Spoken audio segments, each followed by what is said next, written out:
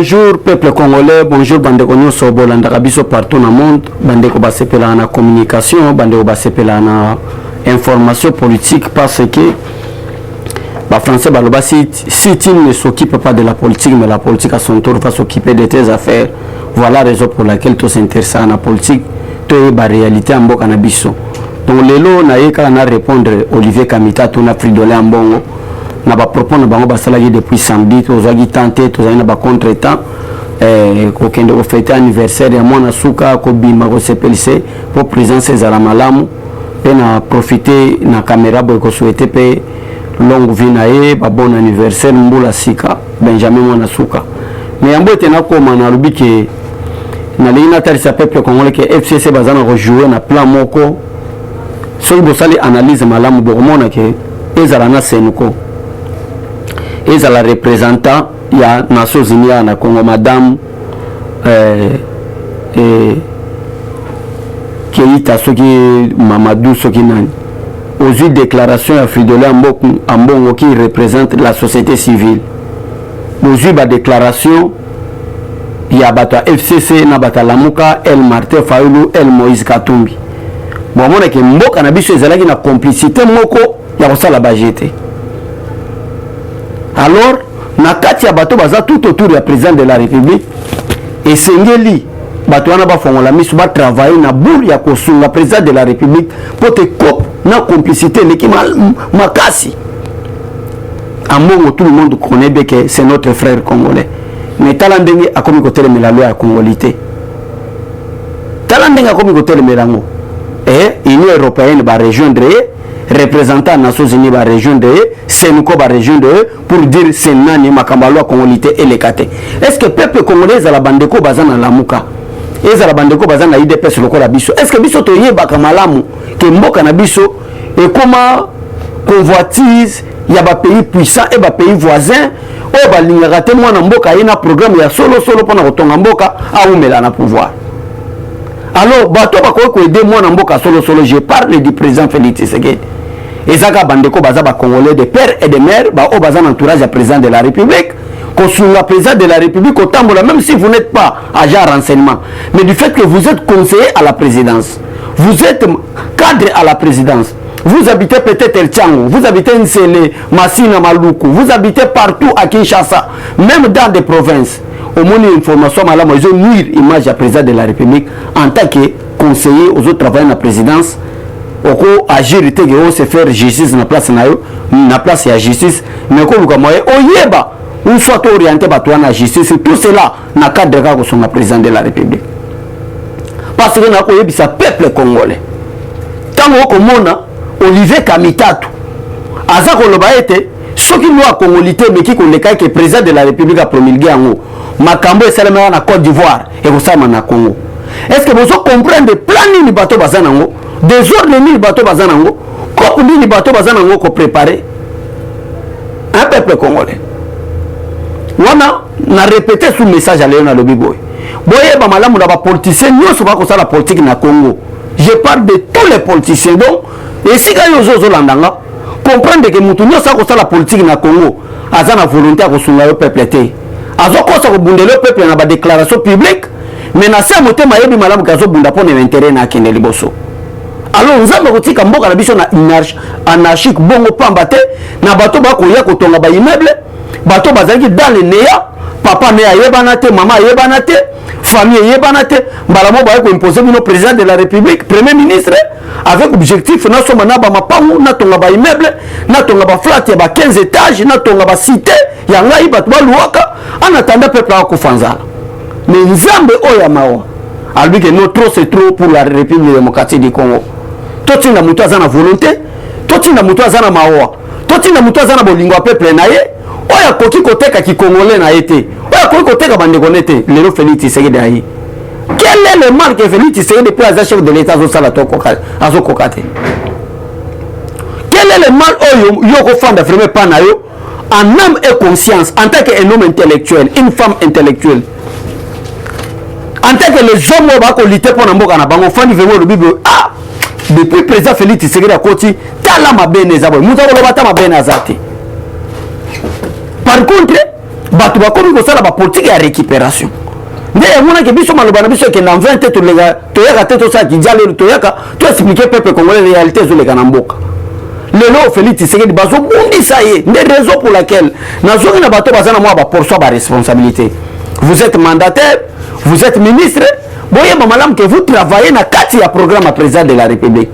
Tala par exemple nga soki nazalaki député esengeli na interpellé ministre de l'intérieur na interpellé na ministre ya communication. Pourquoi? Tala désordre bazotia na tiango nazwa biso banda maluku ti oya na po matete transport eza te nyonso wana na ocréer nini kocréer désordre kocréer haine bato bamona ke tout cela parce que ozomona na Congo tomesana na makambo nyonso na badictateur baleki na tête à pays banda a commencé de Mobutu, Laurent Désiré Kabila, Joseph Kabila, badictateur nyonso baleki na mboka batika notion na peuple congolais que tout c'est le président de la République qui le fait. Na makambo susu oyo eza peut-être na domaine ya ministère ya transport ya communication ya intérieur bango bamona ka le président de la République. Wana eza message ou soit notion oyo badictateur batikela ba congolais na mboka awa. Nde ngoko mona mabeko sale maboy bako attaquer ministre peut-être ya enseignement te bako attaquer peut-être ministre ya santé te peut-être na vol ya Covid-19 bango nyonso lokola ba dictateur oyo baleka na mboka oyo batikela peuple congolais na mayele na mutu eke tout esalemaka ezala malamu ezala mabe c'est le président de la République. Botala par exemple makambo ezoleka na tiango minito peuple congolais bomona comment est-ce que bato balingi changement te bomona comment est-ce que bato balingi bolamu te bomona comment est-ce que bato balingi te mboka na biso ekende liboso omona comment est-ce que bato baza na haine contre le président de la République sans qu'il asala bango eloka mabe tala insulte na injure. Donc moi si j'étais député esengeli na interpeller le ministre de l'Intérieur parce que le ministre de l'Intérieur azwaki initiative ya malamu awa kobenga bacommandant nyonso elekaka na inspection na commissariat général à la police mais c'est Daniel Aselo abengisa bacommandant nyonso ndenge nini bakoki kosala ou soit bakoki kotravailler po ete embouteillage esala. Or que conséquence ya bambouteillage na ville ya Kinshasa ezalaka bamantolo oyo baroulage basalaka omona roulage babuke mutu nyonso losako roulage atelema mpona kopesa bato losako kosenga bato bambongo et au vu de toutes les autorités autorité nyonso bakomona makambo ya roulage basala parce que baboulevard yango biso nyonso toleka na bango tozokende bamisala tozosonga tozomona comment est-ce que baembouteillage eza créé tozomona comment est-ce que bapolicier na baroulage bakomenace bachauffeur chauffeur mutuka aye te eloko ya ye te aza mwana mosala kosala oyoke na 18h azongisa na mutuka na mbonga versement na ye mais tala makambo bapolicier bakobenga ujana surtout à partir ya tiango tala makambo asala bachauffeur. Maintenant, le chauffeur va dire que trop c'est trop. 5 jours à grève. Est-ce que vous qui m'a insulté comme général Kassongo? Est-ce que vous m'a insulté comme il y a commandant à baroulage? Est-ce que vous m'a insulté comme ministre intérieur qui est le patron de la sécurité? Est-ce que vous m'a insulté ministre du transport? Non, pas insulté. Tout cela, Félix Tshisekedi, incompétent, azo kokaté, azo salaté, tala ba roulage, tala ba policier, insécurité zala boy. Alors, batakabi la peine va profiter na malheur à 18 batiye ni peuple congolais, babandi koloba. Voilà, azo kokaté. Est-ce que peuple congolais boza, est-ce que tous en a mao? Non. Nous devons aider le président de la République. C'est le Dieu qui est omniscient, omniprésent. Félix Tshisekedi n'est pas omniscient, omniprésent. C'est un homme comme tout homme. Action qui a dans la cité de l'Union africaine, a koya bate makambo oyo ezoleka na tiango. Bato ba yango zomona to sala division ya administration. To zali na ba commissariat général, to zali na ba commissariat provincial, to zali na ba sous-siat, to zali na ba siat, to zali na ba district. Donc nous sommes ça, to zo kabola ba responsabilité pour que musala ke ne ti na peuple ya suka. Mais bato bazana suka kuna bandeko na pourquoi bolingi bola monter? Pourquoi moi mboka na biso aujourd'hui moi odeur ya changement bolingi ko sentir odeur wana te? Bokomi ko créer embouteillage, bokomi ko créer makambo belé. Donc c'est là qui introduction na tel peuple congolais que ce qui président de la République a vu déjà BIC a banni au signé ordonnance a nommé Moutou Songolo Pakala, c'est que le président de la République vous a fait confiance. Alors, essayez de travailler non pour prouver le président de la République mais au côté de la programme du président de la République. Dans le programme du président de la République, il pour ça assurer sa insécurité partout. Et ça n'a pas est de la République démocratique du Congo, et ça n'a pas ville à Kinshasa. na kati ya vila Kinshasa tozali na phénomène kuluna lelo phénomène kuluna ndenge ezali na ampleur na Joseph Kabila bakotambwa na mamachete bakoboma bato eza lisusu te ndenge ezalaki kala ozomona ke petit à petit toza na omona changement mais au lieu d'avancer tokende to changer to tika bato ba travailler malamu ba chauffeur basala malamu bobandi ko créer insécurité routière nanzela banani ya ba roulage ce n'est pas bien et donc le chef peut être tonga mboka na biso yango place na zaolo bake soki chef apesi yo chance ya renommer yo papa travailler malamu ko travailler na fraternité pour mona que zo travailler vraiment na sens bato ba comprendre vraiment que muto azo travailler azana kati ya programme ya chef de l'état wana ezaki mo introduction na biso pour batebele peut-être ba poser la question balobi mais ni nango ezo lega suna Kinshasa minute oyo tozo kakuna ba roulage bazo ba chauffeur ba sali grève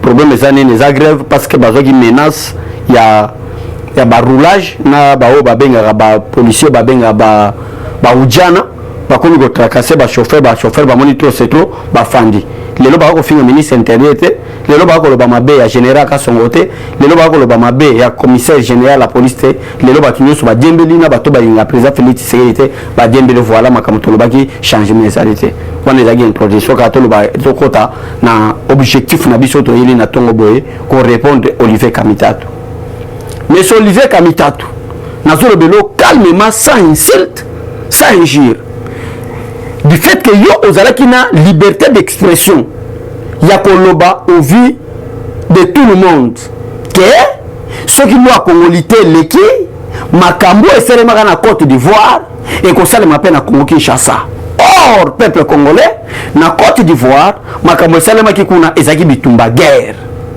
nde yango wana Olivier Kamitatu azwi pe maloba afongoli pe mbanga pona koloba ete nde toza boye ma soki loi congolité wana eleki eke assemblée nationale a voté yango chef de l'état promulgué yango makambo esalema na Côte d'Ivoire et kosalema na République démocratique du Congo ba propos ya Olivier Kamitatu nayebi pete kombo ya Kamitatu azango wapi yo Olivier kombo ya Kamitatu azango wapi papa Kamitatu oyo azali moko ya ba politicien na kati ya mboka oyo o bayebi malamu ke papa Kamitatu aza congolais de père et de mère komba ba Kamitatu zo wapi na kati ya famille Kamitatu mutabota ma mundele ka yo yango zo mona loi congolité zo déranger bino siko makambo seulement na Côte d'Ivoire loi o ya Tchani ya de père et de mère ba député ba voter parce que aujourd'hui sur 500 députés qui composent l'Assemblée nationale to comme déjà na 416 députés o ba adhérer na kati ya loi de congolité de père et de mère siko biso to zo zela makambo eleka na Côte d'Ivoire au promettre peuple congolais to monango soko suka wapi botala peuple congolais bandoki ya République démocratique du Congo Olivier Kamitatu papa Kamitatu bota mona métier lokola yote moi c'est papa Kamitatu tikala pe kozala mundele te po ba bota métier Olivier Kamitatu yoko c'est soko za na posa la politique choisir mboka na yo oyo na tata no baza papa Kamitatu bota métier de musote à part yo o bota ma métier wapi biso to fandi bana miki atebi papa Kamitatu sama samba to tikala mona jamais mamuna mwasi mundele papa bota métier tika biloko wana ce n'est ni de près ce n'est ni de loin la volonté du chef de l'État pour te loi congolité wana eleka du fait que nous avons lutté pendant 37 ans la liberté d'expression nous devons aussi considérer liberté d'expression il y a Noël Tchani on a profité on a proposé loi de père et de mère concernant l'histoire de notre pays ce qui Noël Tchani a proposé l'OANA alors que na sengeli na ba institution à souveraineté na ba ministère à souveraineté ezala des Congolais de père et de mère a énuméré même na ba service abi service local la DGM migration et ça service à frontière place ba bazo kota place ba robima to ko étranger té même les États-Unis ezala ba bongoté en mer to ko ba étranger té ministère des finances ministère de l'intérieur ministère de la défense ministère de la justice portefeuille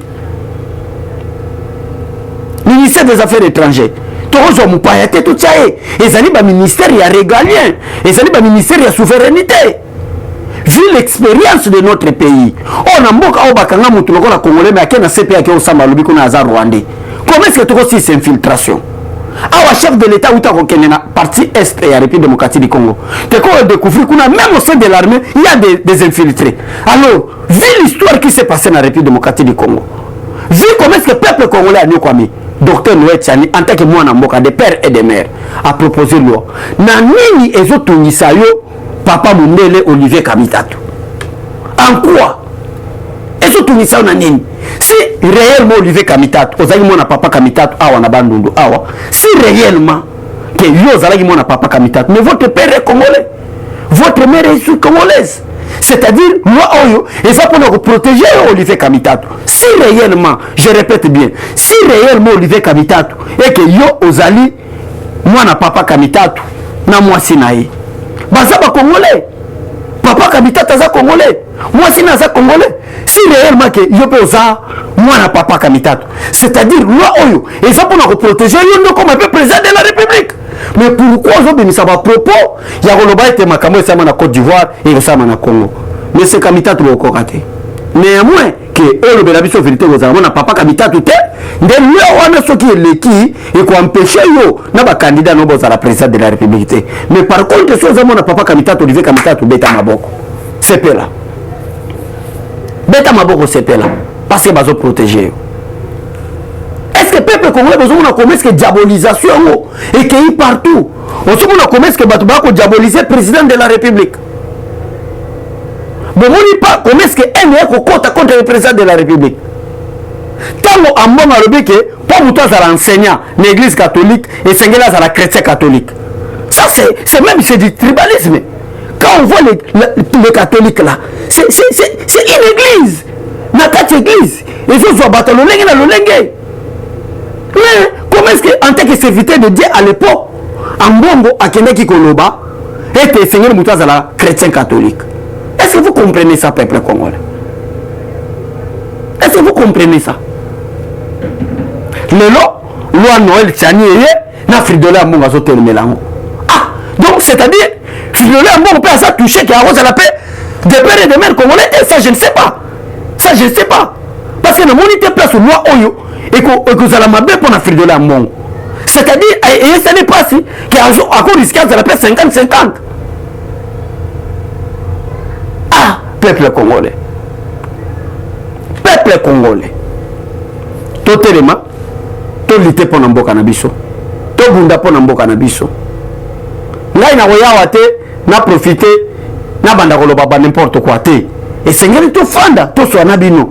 En quoi la loi de Noël Tchani et surtout ça na Senuko et surtout ça na Fridolé Mbongo et surtout ça Olivier Kamitatu ba Francis Kalombo, en quoi nous surtout ça ba Prince Penge et surtout ça ba Moïse Katumbi et surtout ça ba Joseph Kabila na Olivier Lembe ba comme ça la déclaration que nous on est amabe or que Olivier Lembe mobali na ye à l'école la chef de l'État, c'est-à-dire à congolais de père et de mère. Parce que Kabila les gars déjà chef de l'État. En quoi Olivier Lembe sont empêchés? Ils ont le lycée na nini parce que Olivier Lembe peut à l'obakaete à Sali Mwana ba Congo. Awa bandeko ya maman Olivier Lembe ba kufa na ba Congo karaté na mona kinenge batu bakendaki. Barbi mwana na biso ba Congo batu ba kolobana ki Congo mutaba Congo. Mais si ko maman Olivier oza mutaba Congo. Olivier Kamitatu oza mutabandu ni mwana papa Kamitatu. Loi oyo ezotungisa bino na nini?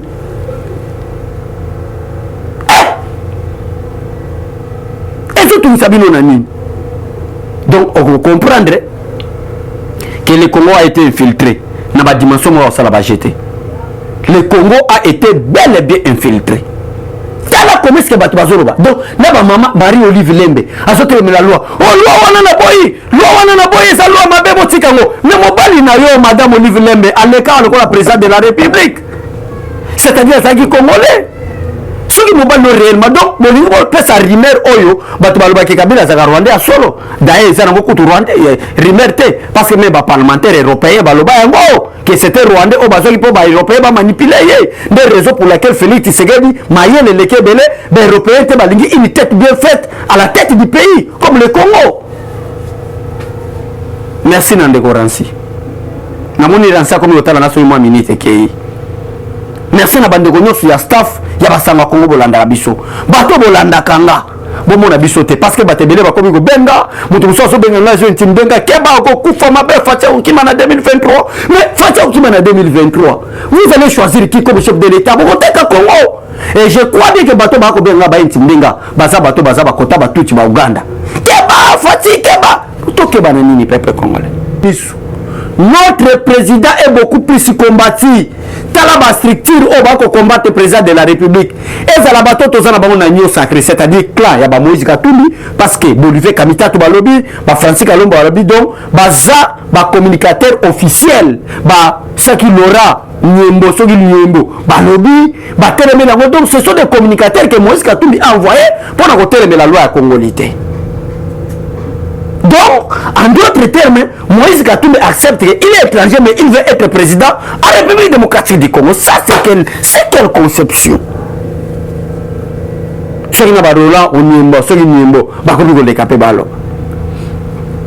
Donc, peuple congolais, bandegoni sobolandanga. Et ça, ça n'a pas si nama na motema. Comme on a dit, même na mutu na yesu gapembe bandi kotela bandi roma mokolo. Mais azotelme la loi congolité. Le pays a été beaucoup plus infiltré totalement. Tout le monde a merci na bande konyo sur soutenir biso. Merci na président Félix Tshisekedi, que Dieu vous protège. Quelle que soit complicité ya Mongo, ya Senuko, ya représentant des Nations Unies na Congo, ya Lamuka, ya FCC, complicité ni soba ko sala pona hotel melango, ba kolonga yote monsieur le président, ti à la protection divine. Que Dieu bénisse tout le monde. Au revoir et à tout à l'heure. Merci à tous. Eshima, votre magazine qui bat au rythme de l'actualité. Retrouvez la nouvelle édition.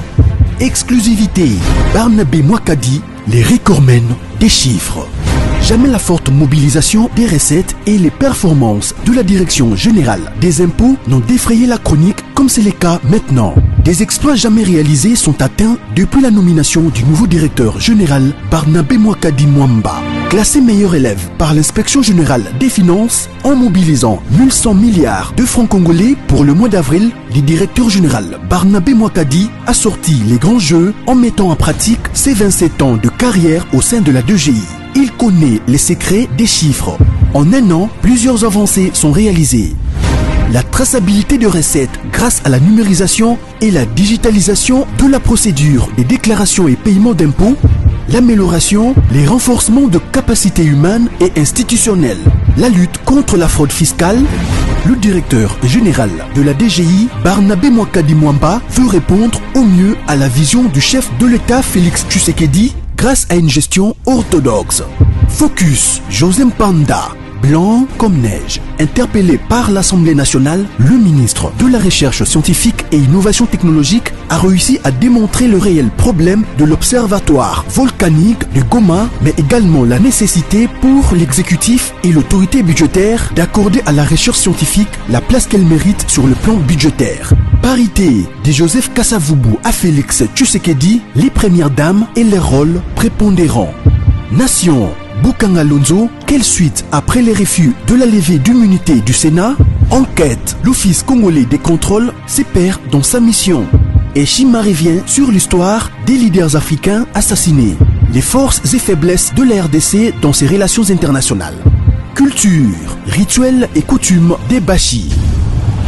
Retrouvez l'intégralité du magazine Eshima dans les kiosques. Eshima Magazine, un nouveau standard d'information.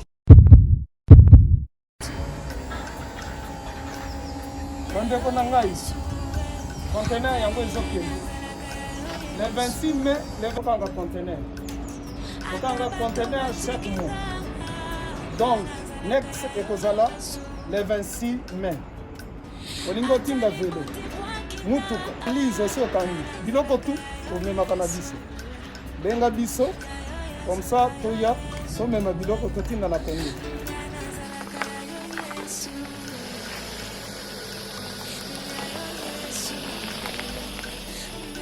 Bandeko kari yango oyo touti kozongo ezokende Kinshasa.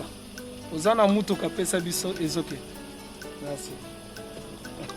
Le 26 mai, mosusu ekwende. Il y a 2021 otozana. Donc tosala ka chaque mois. Oza besoin na carton benga biso. Biso munene yango. Moyenne yango. Boko mo. au moyen. Yango na carton na biso ya moke. Eza na 3 dimensions. Oyo nyonso olingi otinda benga biso tozozwa bavelo, tozozwa bavalise, mituka tozozwa. Donc eloko tout tozomema na Kinshasa. Merci beaucoup. Mutuka, vélo, salon, biloko andako, biloko tout tozomema. Donc, vous hésitez que vous avez un biseau, nous allons la